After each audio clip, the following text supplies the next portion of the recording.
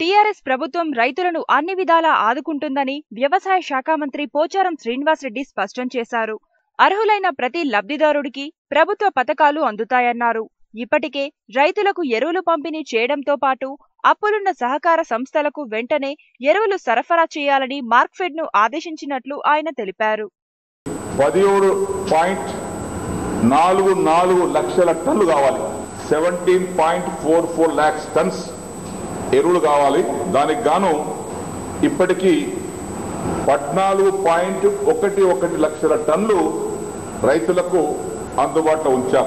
ఎక్కడ ఏ జిల్లాలో కూడా ఎరువుల కొరత లేదు. ఇంకా పంపిణీ జరుగుతూనే ఉంది.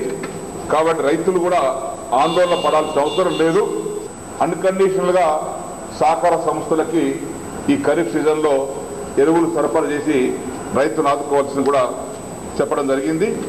2009 నుంచి 2014 వరకు ప్రకృతి వైపరీత్యాల వల్ల ఇన్పుట్ సబ్సిడీ పెండింగ్ లో ఉండే. సమైక్య పాలనలో సీమాంధ్రకు ఇచ్చుకున్నారు కోట్లాది రూపాయలు. కానీ తెలంగాణకు ఒక్క రూపాయి ఇవ్వలే.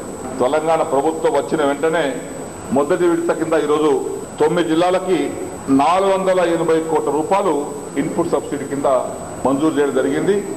దీనివల్ల 13 లక్షల మంది రైతులకు దీనివల్ల లబ్ధి చేకూరుతా ఉంది. రైతులకు ఆలస్యం చేయకుండా వారి ఖాతాలలో బ్యాంకులలో జమ చేయవలసిందిగా కూడా మా అధికారులకు ఆదేశాలు ఇచ్చాం.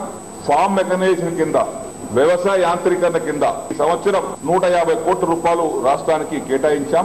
వ్యవసాయదారులకు అండగా ఉండాలి, బాగా సాయం చేయాలని చెప్పేసి వారు అంటుంటారు. కాబట్టి మా బాధ్యత, మా రెస్పాన్సిబిలిటీ ఉంది. తప్పనిసరిగా మీకు అండగా ఉంటాం. ఎక్కడ కూడా ధైర్యం చెడిపోవద్దు. మీ అందరూ నిబ్బరంగా ఉండవలసిందిగా రైతులకు విజ్ఞప్తి చేస్తా ఉన్నాం.